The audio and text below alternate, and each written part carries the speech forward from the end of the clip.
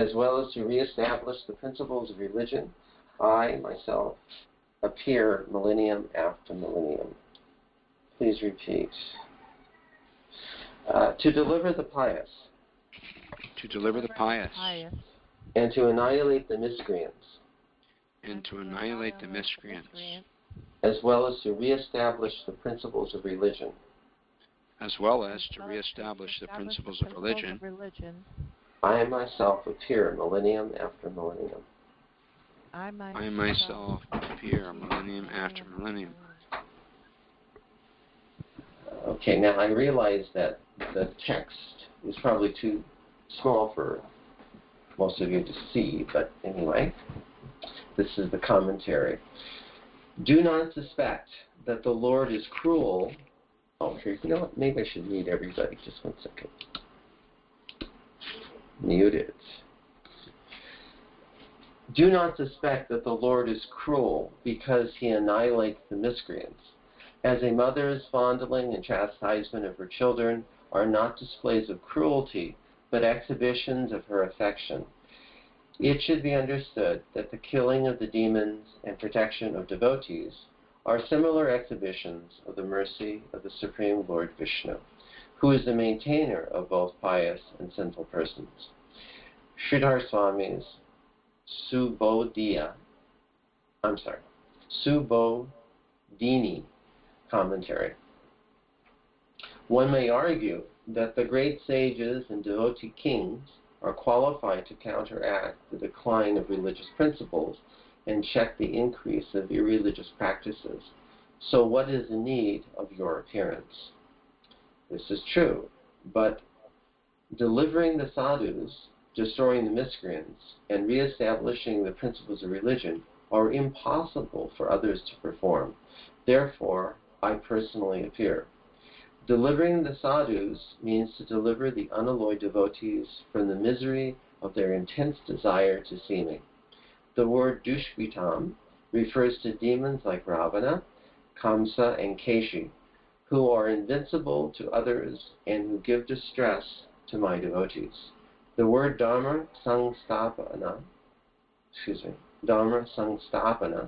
refers to the supreme occupational duties in the form of meditating on, worshipping, serving, and glorifying me, which cannot be propagated by anyone other than me. The word yuge refers to every millennium or kalpa.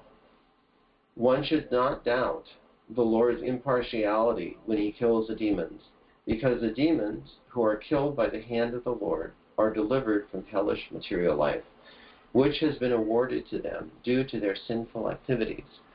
This punishment awarded to the demons by the Lord is also his mercy. Delivering the sadhus means the Lord delivers his devotees from the distress of intense eagerness to see the Lord.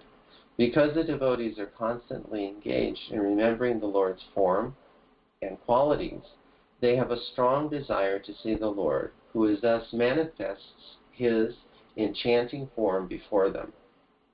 The word duskritam refers to demons such as Ravana and Kamsa, who are adverse to the devotees and who cannot be killed except by the Lord.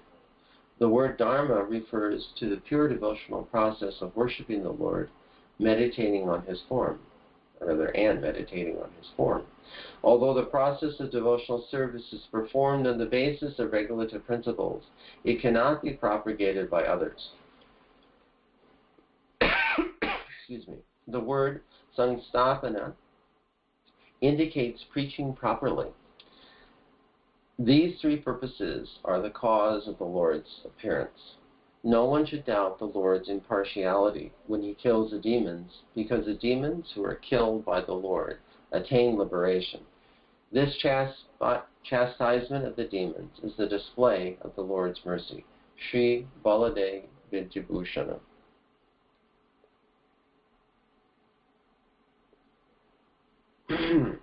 I have to interrupt Balabhadra's wondering why we're reading Bhagavad Gita verses. These are the verses that are being gone over in the Chaitanya Bhagavat. and that's why the purports are very much in depth, and we'll go over that during the class. But thank you for asking. I established Varnashram Dharma by appearing as an empowered incarnation amongst my devotees, who are sages amongst the brahmanas and kings, but actually I appear to deliver my great devotees who are afflicted by the distress born of intense longing to see me. Thus, in the form of a Yuga avatar, I deliver my devotees from this distress, and I deliver demons like Ravana and Kamsa by killing them. I reestablish the living entity's eternal religious principles by preaching the devotional process like hearing and chanting. When I say I appear in every millennium, it is to be accepted that I also appear in the age of Kali. The incarnation for Kali Yuga will distribute the rarely attained benediction of love of God through the process of chanting. Although this incarnation is the best of all, he is hidden to the common person. My great devotees will naturally be attracted by this incarnation. You also, Arjuna, can see this incarnation when you appear as his assistant. The great mystery of this confidential incarnation for Kali Yuga is that he will destroy only the sinful mentality of the demons, not the demons themselves. Srimad Bhaktivinoda Thakur. So that's the end of the purport. Now, for anybody that just came in, so we're reading from text number 18 of the Adi Kanda, chapter 2. And the summary of this particular verse, which we were presenting a PowerPoint presentation on, because there's so much in the purport, we're just going to go over this with a few slides. I have 18 slides.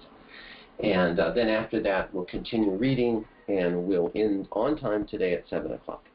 So the reasons for the Lord's descent. This is the subject which we are studying right now in these verses.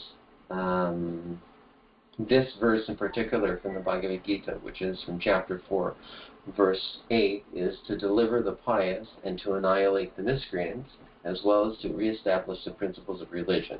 I myself appear millennium after millennium.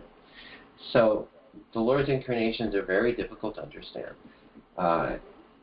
Some say that he cannot come, or that he will not come, that he's just like the greatest engineer, and he simply wound up the clock of this cosmic manifestation, has nothing else to do with it.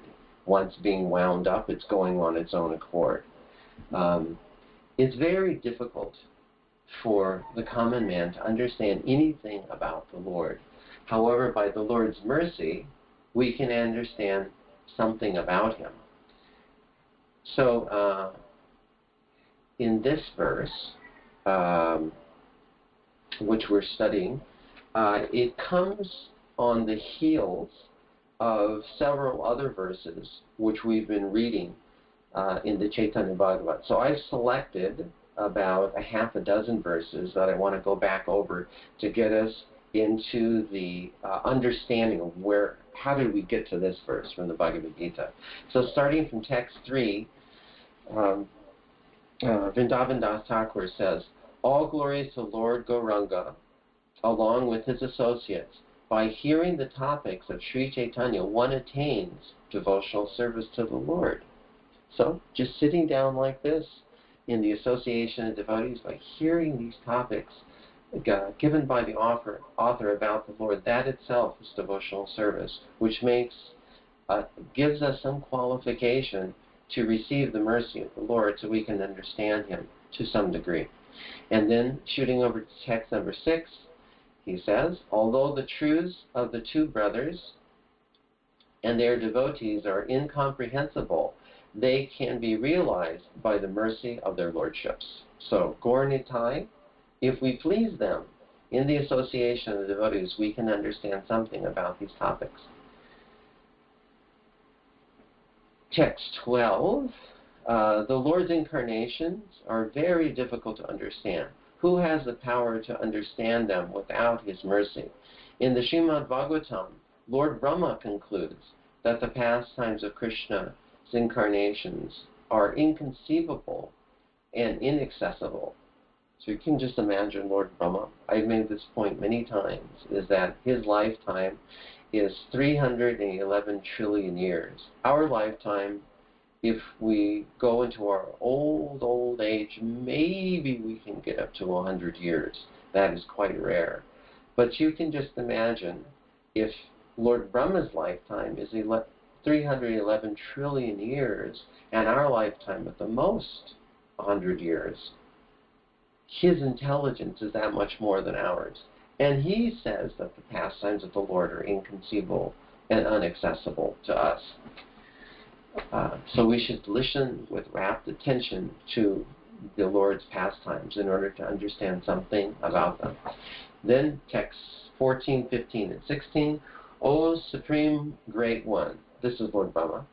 O Supreme Personality of Godhead, O Super Soul, Master of all mystic power, your pastimes are taking place continuously in the three worlds, but who can estimate where, how, and when you are employing your spiritual energy and performing these innumerable pastimes? Innumerable pastimes. No one can understand the mystery of how your spiritual energies act. Who has the ability to know why Krishna Chandra incarnates? Still I, for Ramananda Thakur, am giving whatever reasons are described in Srimad Bhagavatam and Bhagavad Gita. And text 17, the previous verse was, whenever and wherever there is decline in religious practice, O descendant of Bharata, and a predominant rise of irreligion, at that time I descend myself. And then today's verse, to deliver the pious and to annihilate the miscreants, as well as to reestablish the principles of religion, I myself appear millennium after millennium. So we just went over a verse in the Bhagavad Gita, text 64, the second chapter. The translation is, but a person free from all attachment and aversion, and able to control the senses through the regulative principles of freedom, can obtain the complete mercy of the Lord. So we're reading in this text from the fourth chapter how Krishna is saying that he comes to reestablish the principles of religion. One of the primary or preliminary principles of understanding the absolute truth is that we have to control our senses.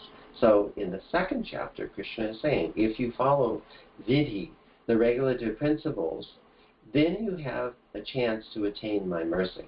In the verse which we just read, chapter 2, verse 64, Krishna says, Atma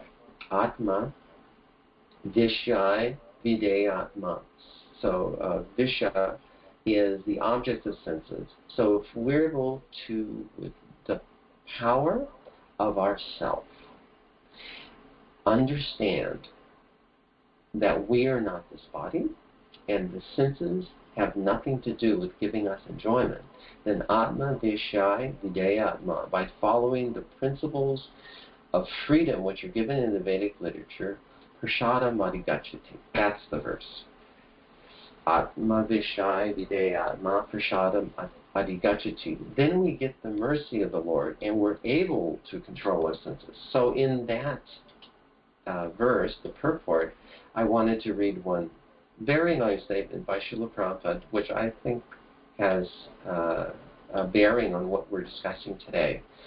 In the purport to text, Bhagavad Gita text 264, the last sentence, two sentences are, therefore to act or not act is within his control, because he acts under the direction of Krishna. The consciousness, or rather this consciousness, is a causeless mercy of the Lord, which the devotee can achieve in spite of being attached to the sensual platform. So in the conditioned states of life, as long as we have a material body, we are going to feel the pleasures and pains of this body, and we will feel attraction and repulsion to the sense objects. However, if we see everything in the light of Krishna consciousness and act in the light of Krishna consciousness, accepting everything favorable for the pleasure of Krishna and rejecting everything that is unfavorable to his pleasure, then prasadam adhigachati, we will attain the power to control our senses, even though we're attached on the central platform. That's how it works, by Krishna's grace. So similarly, just as we can only control our senses by the mercy of the Lord, prasadam, similarly, by the mercy of the Lord, we will be able to understand something about his pastimes. And what is the result of understanding the Lord's pastimes and truth? Krishna says in the 4th chapter, a little bit farther than this, I believe. Anyway, Mother Nohan for sure knows what the number of the verse is. Anyway, Janma karma chame divyam, evang yoveti tattva chaktva dehan punar janma, naitimam iti shorjana, that one who understands the divine nature of my appearance and activities in truth does not, upon leaving the material body, ever come back to this material world of suffering, but he attains my abode without a doubt, simply by understanding. So we're after attaining the Lord's mercy, and then we can understand him to some degree. Whoops, I went too fast. Okay, so on the screen, we have the commentators on this verse, which Srila Bhaktisiddhanta Saraswati Thakur has quoted. And I went through this scrutinizingly as much as I could, and I found that when he presented each of their purports for the verse, the sequence in which he quoted them was in the sequence of the disciplic succession. So out of respect, first he quoted Sridhar Swami, then next the commentary of Vishwanath Chakravarti Thakur, then Sri Baladev Vijayabhushana, who's the disciple of Vishwanath Chakravarti Thakur, and then finally Bhaktivinoda Thakur, his own divine father. So they all of these acharyas gave various understanding about the purport of this verse. So the verse is broken into 4 parts, and 3 reasons are given. Why does the Lord descend? Krishna is telling Arjuna, giving him reasons for why he appears in every millennium. So the first of those reasons is to deliver the pious. Paritranaya sadhuna. So first of all, why is this not working? Come on. There you go. Oh, whoops. No, I still went too far. Paritranaya sadhuna. Why is that so big? Sorry, Prabhu. Why is that so big? Oh, something happened. I wanted to show a close-up of Gajendra, and it knocked everything else out. Anyway, intermission here. Hold on just 1 second, Prabhu, because this is a visual presentation. I'm going to shrink this down so we can see Lord Vishnu. Let's see, just 1 second. Almost there. Thought I made a different slide. That was one blown up and one. So you can see the whole thing. Okay, back to the slideshow. Okay, here we go. So this is a picture, for anyone who's looking at this, is a beautiful picture of Gajendra fighting with the crocodile, offering a lotus flower to Lord Vishnu, who's descending on the back of Garuda. So if you can see, before I shrunk it down, there's tears in the eyes of Gajendra. So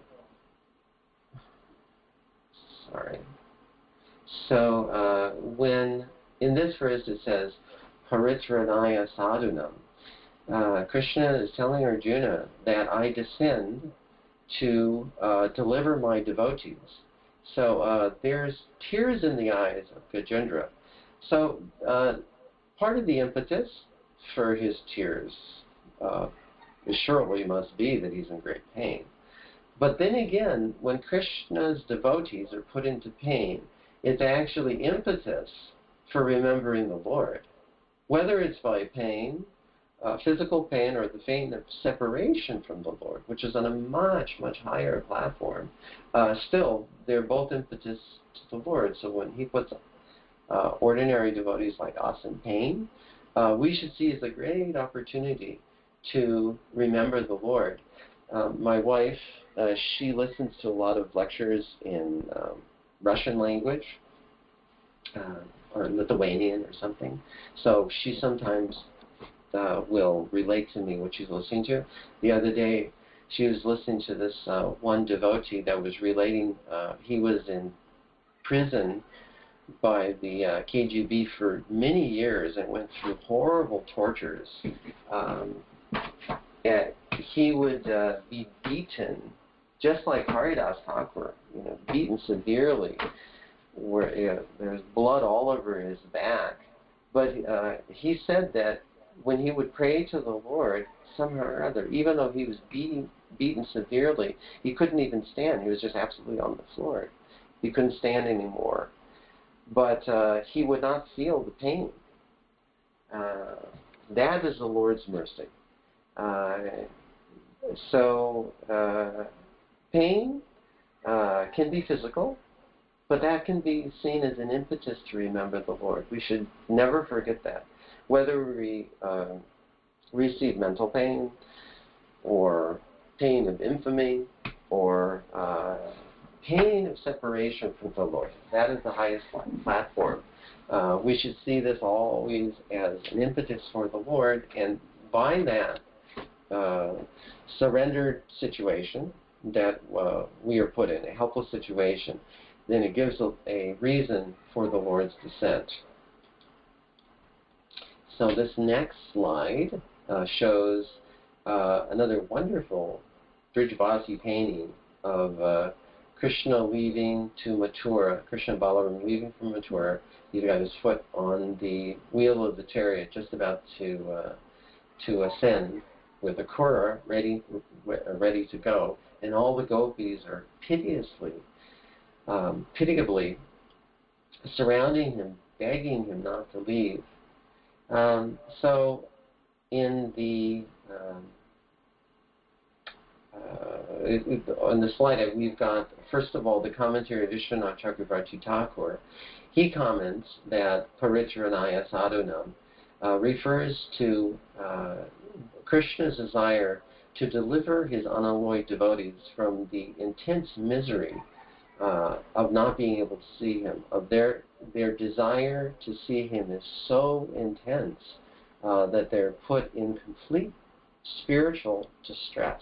So that distress is nothing like we experience in this material world, where it's actually misery. In the spiritual world, in the spiritual platform, such so-called misery is the greatest ecstasy, even more ecstatic, pleasing than that of meeting. Maybe inconceivable to us in our present conditioned stage, but that is a spiritual absolute platform. That so-called distress is the greatest ecstasy. So Chaitanya Mahaprabhu, I should be watching the time, 6:30. Chaitanya Mahaprabhu, sometimes in the mood of Radha, he would sometimes vilify the Lord, sometimes even blaspheme the Lord. And that was one of the reasons that he took sannyas, is because students and ordinary persons could not understand him. Again, my wife was just telling me she was reading about Jagannananda Pandit. Sometimes he would argue with Sri Chaitanya Mahaprabhu and become very, very angry and disturbed at him. One time he became so upset with Chaitanya Mahaprabhu that he refused to cook. And then Chaitanya Mahaprabhu, some time later, said, "Why have you not cooked?" He says, "When you cook rice for me, prasadam for me, in anger, that is the greatest relish for me." So the the relationships that the Lord has with his devotees are very, very intimate, and they are all-encompassing. What we see in this world is simply a perverted reflection of the spiritual world. It's not that the Lord is simply sitting on a cloud and we all have harps forever. It's not boring at all. What we see in this world is just a little taste of what the ecstatic emotions are in the spiritual world, except for everything here is inebriated. It's miserable, whereas in the spiritual world is of the greatest ecstasy that we cannot even imagine. And these pastimes between the Lord and his devotees in the conditioned states, we cannot understand them. Bhaktidas Babaji, he was a great devotee of the Lord. He was living during the time of Bhaktivinoda Thakur and Srila Bhaktisiddhanta Saraswati Thakur, living in Navadvip. And sometimes he would perform activities that ordinary persons couldn't understand. He would, at one time, sometimes he would throw his deity into the river to chastise him. Sometimes he would chastise his deities. There was one time he was just so renounced, he hardly had anything, just a few plates to offer something to his deity, like in brass plates, or I'm not sure, maybe they were silver plates somebody had given him. And then some thieves stole away his few plates. Otherwise, he was just in rags. He had nothing else. And so he was chastising his deities for why you did this. You are in cooperation with these thieves. You're the owners of everything, and you are the knowers of everything. So certainly you've cooperated with these thieves and had them steal away these plates. And therefore, I am not going to cook for you. He would say things like this. So Srila Bhaktisiddhanta forbade his disciples to associate with Bhaktidas Babaji. He said he was on such a high level that they would not be able to understand his activities. So just as the Lord's devotees' activities cannot be understood by the ordinary man, similarly, what to speak of the Lord himself, his activities, cannot be understood unless prasadam adhigachati, we receive the Lord's mercy. So in this painting that we have here, I selected one little passage from the Krishna book just to remember, to give us impetus to remember what is the mood of the most exalted devotees of the Lord. So, excuse me, in the Krishna book, there's a passage where it describes the plight of the devotees. Srila Prabhupada writes, in spite of Krishna's asking the gopis not to obstruct their way, they all surrounded the chariot and stood up to see Krishna with pitiable eyes. Krishna was very much affected upon seeing the plight of the gopis, but his duty was to start from Mathura, for this was foretold by Narada. Krishna therefore consoled the gopis. He told them that they should not be aggrieved. He was coming back very soon after finishing his business, but they could not be persuaded to disperse. The chariot, however, began to head west. As it proceeded, the minds of the gopis followed it as far as possible. They watched the flag on the chariot as long as it was visible. Finally, they could see only the dust of the chariot in the distance. The gopis did not move from their place, but stood until the chariot could not be seen at all. They remained standing still, as if they were painted pictures. Can you imagine? Painted pictures don't move very much. That's how intense the devotion was. They stood like painted pictures. All the gopis decided that Krishna was not returning immediately, and with greatly disappointed hearts, they returned to their respective homes. Being greatly disturbed by the absence of Krishna, they simply thought all day and night about his pastimes and thus derived some consolation. So these gopis are on the highest platform, but certainly we as neophyte devotees, still in the conditioned stage, we can take lesson from the acharyas. Our greatest acharyas are the greatest devotees of the Lord. We should develop within ourselves that intense attraction to the Lord, so that He has a reason to descend, to save His devotees and keep them out of distress. Okay, 636. Again, Paritranaya Sadhana. Srila Baladev Vidyabhushana says that the Lord delivers His devotees from the distress of intense eagerness to see Him. So here we have a picture of Draupadi getting unlimited cloth. Beautiful painting. Dushasan trying to strip her naked, but still she has unlimited cloth. Baladev Vidyabhushana points out that because the devotees are constantly engaged in remembering the Lord's form and qualities, because of that, they have a strong desire to see the Lord, who manifests His enchanting form before them. So this is something that we have to cultivate, to always remember the form and the qualities of the Lord. We may not, or we actually should not, think that this is an external show, but rather it's an internal cultivation within the heart and within the mind. When I was in Detroit some years ago, there was one devotee that was crying on the dais, for Krishna, wailing in tears. But only later on did we find out that that was drug-induced. So it was all false.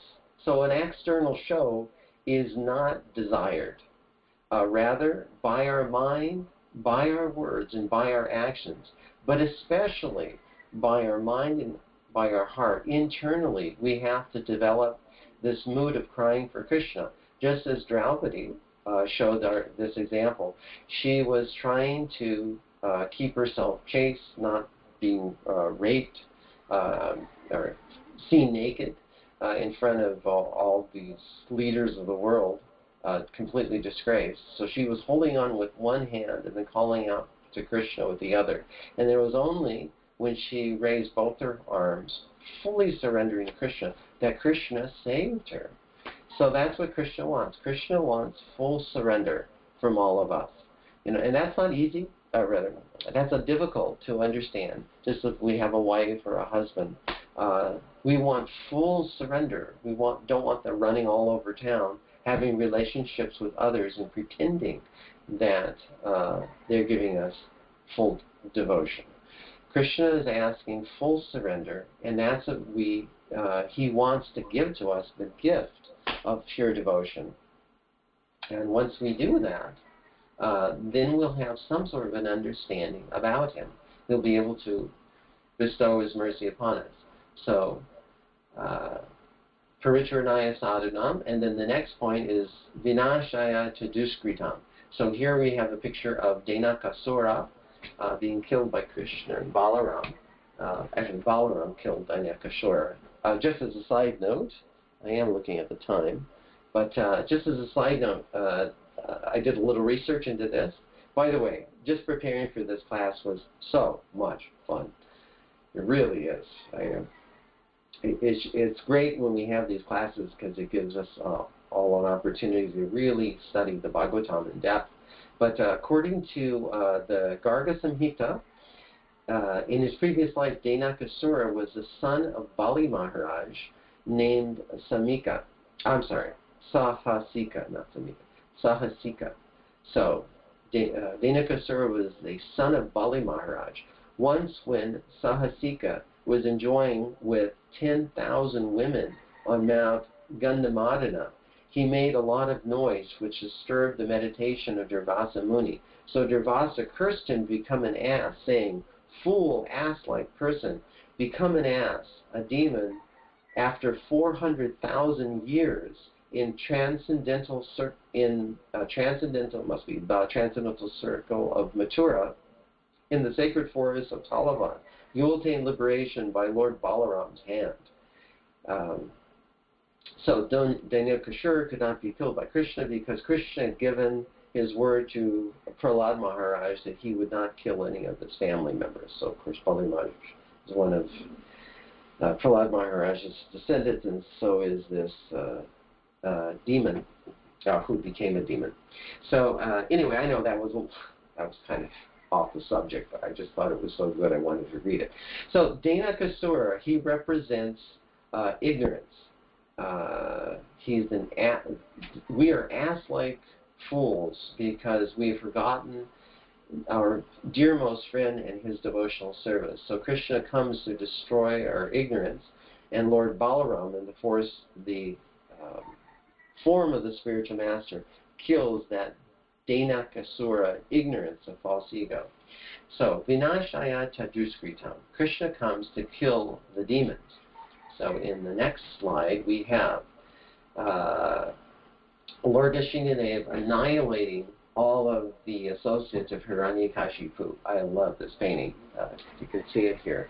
So Sridhar Swami comments on this part of the shloka that do not suspect that the Lord is cruel because he annihilates the miscreants. He gives the example that a mother fondling her children and chastising her children are both exhibitions of her affection. There's no difference between the two. If a parent is cruel and indifferent, then they just could care less. It doesn't matter what the child does. Doesn't give endeavor for their maintenance or for their chastisement. For one who is very concerned, then sometimes they chastise. So that should not be mistaken. So the killing of the demons and the protection of the devotees are both exhibitions of the Lord's mercy. We should not become bewildered. And then this point Sridhar Swami is making is that Lord Vishnu, after all, the all-pervading personality of God, he maintains both those who are pious and those who are miscreants, those who are sinful. So, because he maintains them both, when he actually comes, he descends personally. If he kills some demons, that doesn't show that he's inimical. It's just another side of his mercy. And then, next slide, Vishwanath Chakravarti Thakur, he points out that don't doubt the Lord's impartiality when the Lord kills the demons. The demons are killed in order to deliver them from hellish life, because hellish life will be awarded to them because of their sinful activities. Rather, the Lord punishes them. That is his mercy. So he points out that Duskritam, in the verse in Bhagavad Gita, refers to demons like Ravana, Kamsa, and Keshi. So here we have a picture of Krishna killing Kamsa with his fist. So, and he also points out, Vishwanath Chakravarti Thakur, that these demons like Ravana, Kamsa, Keshi, they are invincible to any ordinary human beings. Only the Lord can kill them. So therefore, to kill these demons who will give distress to his devotees, then he descends. Okay, we're on slide 14, 4 to go. So Baladev Vidyabhushana says that Duskritam refers to demons like Ravana and Kamsa. So here we have a picture of Lord Ram killing Ravana, falling from his airplane. So big demons like this, Ravana, Kamsa, they are adverse to the devotees, and no one is able to kill them except the Lord. It's described in the Ramayana that Ravana even challenged Yamaraj. Yamaraj came with his chariot with, I think it was 1,000 horses, and on the side of Yamaraj was time and death personified. And Ravana challenged Yamaraj, time and death personified, these three personalities seated in the chariot, and he actually defeated them. Well, at least that's they're actually instructed by Lord Brahma, do not kill Ravana. Ravana can only be killed by the Lord. So he was such a powerful personality that everyone in the universe was afraid of him, except for Anyway, what was his name? Arjuna? Something Arjuna. Kartaviri Arjuna was one to challenge him. But anyway, so these are great, great demons, and only Krishna can come and kill them. So therefore, we should have no doubts about the Lord's impartiality.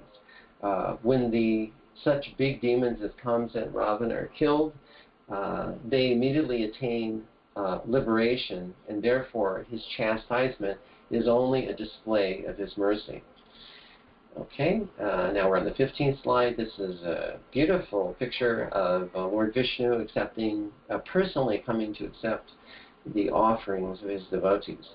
So, and then the last principle that is given here is Dharma Sangstarpanartaya, to reestablish the principles of religion. So, Vishwanath Chakravarti Thakur says that isn't it true that great saints and kings, saintly kings and sages, that they're qualified to counteract the decline of religious principles and also to stop the increase in irreligious practices? So therefore, what is the need for the Lord's descent? But he points out that these purposes, delivering the sadhus, destroying the miscreants, and reestablishing the principles of religion, are impossible for others to perform. Only Krishna is able to do these things. Therefore, he personally appears. Dharma Sangstapana means that the supreme occupational duty of all living entities, it's, we all have duties in this world, but the best of all duties is to meditate upon, to worship, to serve, and to glorify the Supreme Personality of Godhead. There can be no greater activities for the living entities. And that message, that process cannot be propagated by anyone other than the Supreme Personality of Godhead or by the devotees that he empowers. So he comes personally. Okay, and that's 17, 2 more to go. And then Baladev Vidyabhushana, he points out, here's a picture of Krishna and Arjuna, Krishna instructing Arjuna on the chariot, that Dharma means pure devotional process of worshiping the Lord and meditating on his form. Although the process of devotional service is performed on the basis of the regulative principles, it cannot be propagated by others. So the principles of devotional service to the Lord are certainly there in the Vedic literatures, but the Vedic literatures are vast, and our tendency in this world is to try and enjoy our senses. We cannot tell the difference between our pure self and the false self. So therefore, when the living entity is exposed to the Vedic literature, he will be naturally drawn to sense gratification. So, although the regulative principles are there, the Lord comes personally to establish what is the pure process of Bhakti Yoga. Therefore, Sangstapana means to preach properly. We know that everyone has gone through different types of religions when they're growing up, even if they're born into Hindu families. Unless they're exposed to a pure devotee of the Lord, like Srila Prabhupada in the form of the Sixth Succession, his disciples and all the previous acharyas, he will not be able to understand what is pure devotion. So the Lord descends from time to time when that process of pure devotional service is not understood. So, this is so small I can hardly read it. Intermission here, so I can blow this up and see what it says. Just 1 second, Bruce. There we go. Okay, there's a quote by Srila Prabhupada. Says, what we are spreading as Krishna consciousness, that is only Bhagavad Gita. It is not that we have manufactured anything. So every devotee can certainly attest to the power of Srila Prabhupada's preaching. Krishna Shakti Vinana He Tara Pavartana. Only by being powered by the Lord is one able to spread Krishna consciousness. And we see that in the character of Srila Prabhupada and his empowered disciples, that they have the power to spread Krishna consciousness all over the world. So, and then lastly, closing this verse, sorry, I was just babbling here. I went on so long. We'll just have to finish this up and then stop for questions and comments. So I just reproduced this quote by Srila Bhaktivinoda Thakur. It's got a beautiful picture of Sri Chaitanya Mahaprabhu with all of his associates. He comments on this verse that I establish Varnashram Dharma by appearing as an empowered incarnation amongst my devotees, who are sages amongst the Brahmanas and kings. But actually I appear to deliver my great devotees who are afflicted by the distress born of intense longing to see me. Thus, in the form of the Yuga avatar, I deliver my devotees from the distress, and I deliver demons like Ravana and Kamsa by killing them.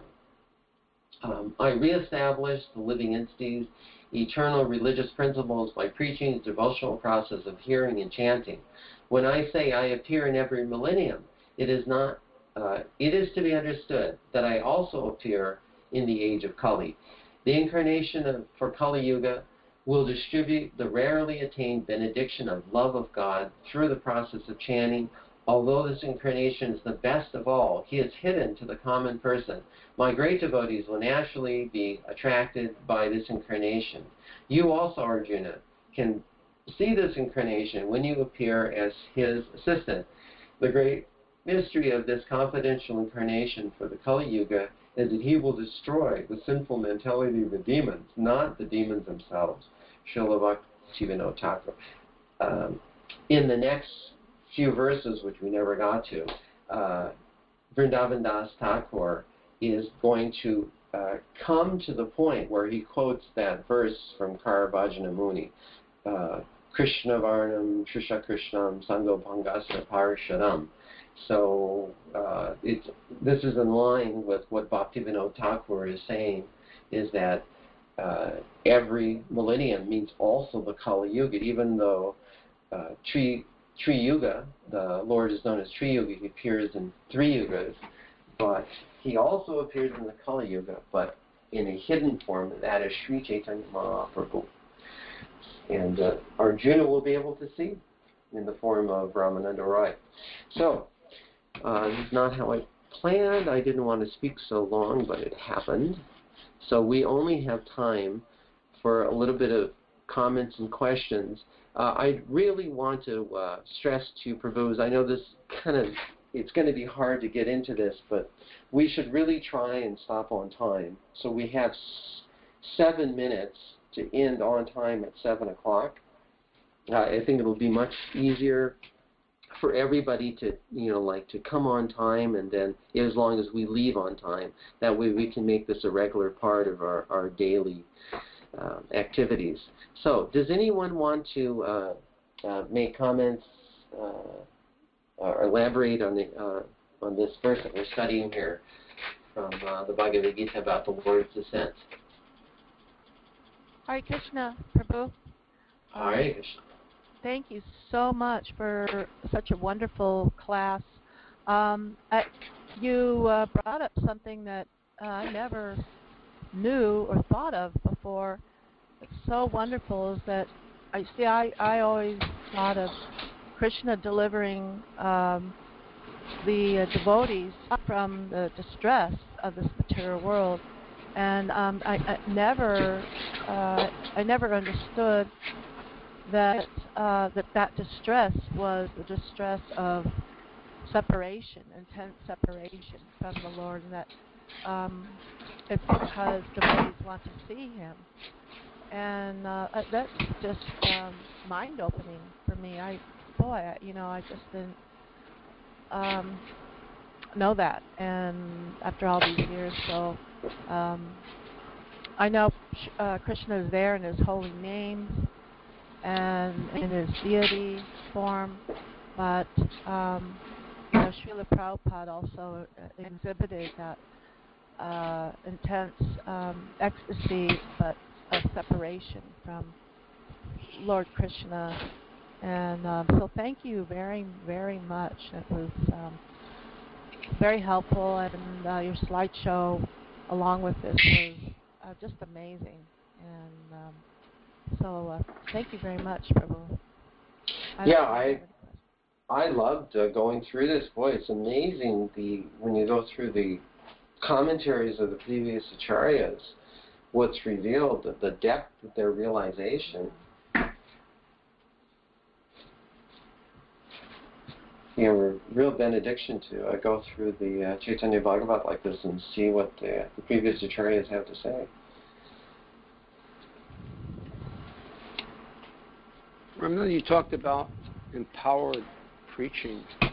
So how do we become empowered to preach? I would say we have to follow strictly, and we have to perform devotional service as a sadhu. Pritranaya sadhunam. So a sadhu is one who is truthful chiefly to himself. If we can be truthful to ourselves, then we'll be truthful to others. I used to know this quote from Shakespeare where Polonius was talking to his son. I can't remember his name, but anyway, it says something like, "To thine own self be true," and then just as the sun is, how they say it, how they said it, just as the sun comes up always without fail, you will be true to others. So if we can be true to ourselves, be real sadhus, then we'll be true to everyone. Then we'll be empowered. Otherwise, we can know Shastra, but we won't have any potency. There was an example that Bhakti Vigyan Swami gave. I thought was really good. He said it's just like if we eat food, but if we don't have the power for digestion, it won't give us any benefit. So similarly, if we consume the Vedic literatures, but we don't practice it in our own lives. It's not that we should be reading the Vedas, the Vedic literatures, the Bhagavad Gita, the Srimad Bhagavatam, simply to preach it to others, but we should more be reading to purify ourselves. Our first disciple should be ourselves. And then if we can do that, if we can make a disciple of our own mind, then we might have a chance of influencing others. So we have to be honest within ourselves. Then by Krishna's mercy, we can be empowered to do something to help others. That's how I understand it. That's a good answer. And I'd say the next step, which can often be a pitfall to lose that empowerment, is that everything you said is absolutely true by very strictly following, and also I would say desiring that if we have that intense desire to serve Krishna in that way by preaching, with that desire, then Krishna will fulfill that desire if we're following very strictly. And then the pitfall is that once we become empowered, humility is critical, because the danger is to start thinking that as with the Shakti runs through us, is to start to think that it's all coming from me. And Prabhupada was always so careful to point out that, always giving credit to Bhaktisiddhanta, that in the previous acharyas and Krishna that were working through him. So in that same way, it's really important that we have that meditation and that fixity of mind, of humility, because often people will come up, if you're empowered and you give a very empowered class, and people will come up and, oh, that was so great, this was so wonderful. We immediately got to watch out, see that as a potential source to fall down and to try to enjoy the accolades that may come with empowered preaching. So that's one thought.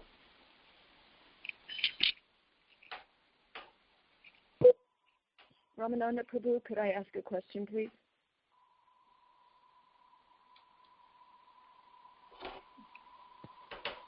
Where's Ramananda? I'm sorry. I was muted. Excuse me. I was going to say this has to be the last question because we're right at 7 o'clock. But yes, please go ahead. It's recommended that we meditate on the form of the Lord. And once I read a story about an elevated devotee who every time he saw something circular, like a pot or a clock or a plate or anything round, circular, he would remember Lord Jagannath and Lord Jagannath's eyes. And so I tried forcing myself, we'll say, to do that. And it seemed like it was kind of not natural. And so I was thinking about this. I'm meditating on the form of the Lord. Is that meditating on our deities or remembering paintings of the past times? Or what is the form, meditating on the form of the Lord mean? I would say whatever it takes to remember the Lord, whatever impetus we need, then that is the best thing. I spent lately some time with Nararu Prabhu, for instance, and he was telling me how much he likes chanting japa while he's walking.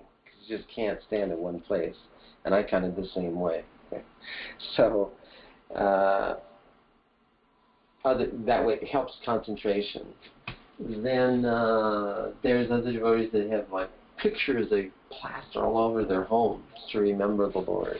Other people, they're like constantly remembering verses. So, there's so much variety. So whatever it takes to remember the Lord, I would say the answer to that. My question wasn't remembering, Prabhu. My question wasn't remembering. It's meditating on the form was the phrase. Meditating on the form. That's my question. Meditating on the form, not just remembering. Okay. So with my... Or is there a difference? Am I being too mental about it, remembering and meditating on the form? No. You're not being too mental. I'm completely unqualified to answer the question. I'm so simplistic that I'm just saying that whatever it takes, whatever impetus you need. At our stage, I would say that would be proper. Why so much emphasis on meditating on the form of the Lord? There's so many Krishna, particularly in this day and age, Krishna will appear not so much by his form, through his holy name, through the sound. And Krishna, the sound is non-different. Hare Krishna and Rama, meditating on the sound of Krishna, meditating upon our service to Krishna, meditating upon the devotees of Krishna, meditating upon the philosophy that glorifies Krishna. They're really non-different. You can't separate the form of in one sense, you can't separate. It's not, this is my body philosophy, but Krishna is all those things, and the form of Krishna is not. It's meditating on any of these other aspects of Krishna is non-different than meditating on the form. So, but is there anything wrong with meditating on the form of the Lord? Absolutely not. No, absolutely not. Absolutely not. It's wonderful to meditate on the form of Krishna. Whatever we're particularly attracted to. Some people are really attracted, like pujaris are really attracted, say, for example, to the form of the Lord. Others are really attracted to kirtan, and some are really attracted to their preaching. And we all have different ways in which we're attracted to Krishna manifesting himself in so many unlimited ways. So, Mahari, I'm sorry for not being able to answer your question in the way you're really looking for an in-depth answer. I'm sorry, I just don't know the answer. But I thought those are all very good points. Miranda, do you have deities? Do you have deities at home? Yes. Yes. Do you dress your deities? I did until last week. Well, I mean, from time to time, we have deities here. We don't dress them every day, but I mean, it's not a full-on temple, and they're not installed deities. But you can meditate upon your deities. You can meditate upon some particular painting. It's unlimited how we can meditate upon the form of the Lord. Okay. I was just wondering about that. And I know we have to end. And I like your suggestion of meditating on the holy name.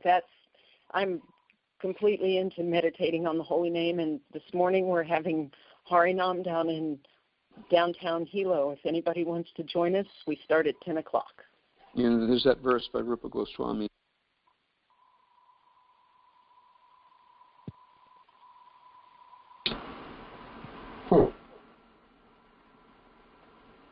We got cut off. Sorry, Nara, some earlier we got cut off. My finger hit my mute button. I was quoting the verse by Rupa Goswami where he says, Atak Shri Krishna Namadi Nabhavikrayamindriyai, that we can't perceive Krishna through our gross senses. But then he says, Sevan Mukhe Hi Jiv Adao, Svayameva Satyataha. Adao means in the beginning. In the beginning, we will first perceive Krishna through the tongue, meaning through chanting. And of course, Prasadam. But mainly he's speaking of chanting through the holy name. That is Kali Kala Dharma Krishna Nama Sankirtan, that Krishna appears in this age of Kali in the form of his name. That's primarily my understanding how we'll realize Krishna first in his name, not so much his form. That was another yuga. That was the previous yuga, yeah? That was the Treta Yuga, a Dwapar Yuga, where deity worship was so much emphasized. In this age, concentrate mainly on the sound of Krishna. And in the Srimad Bhagavatam, isn't it? This is the incarnation of Krishna. When Krishna left the planet, where did he go? He appeared in the form of the Bhagavatam. This is also Krishna. This is not different from the form. So anyway, we are going Ramananda over. Wants us to end. Yeah.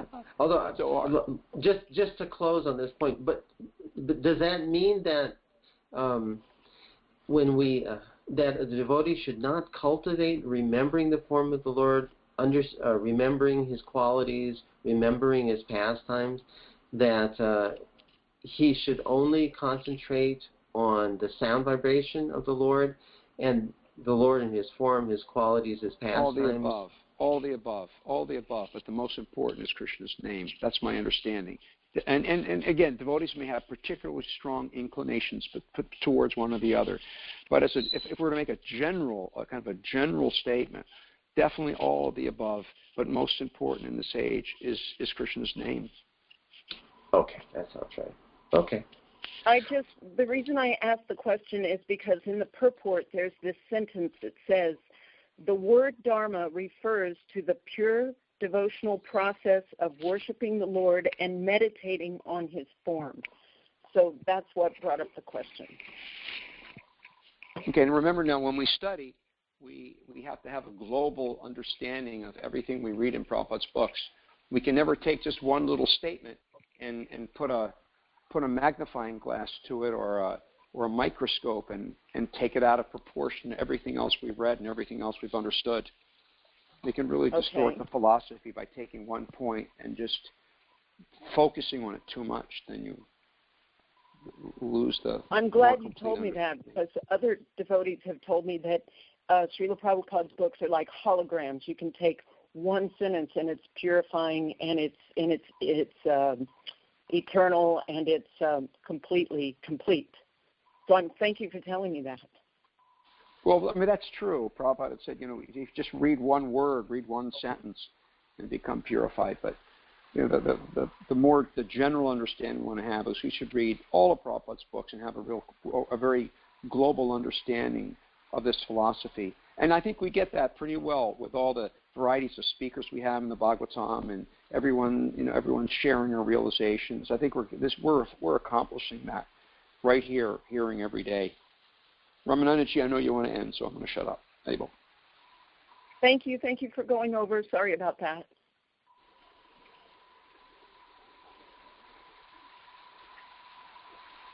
Ramananda Prabhu, you with us? It's the second time I did this. I thought I unmuted myself. Thank you, Prabhu, very much. And all glories to Srila Prabhupada. Hare Krishna. Thank you all.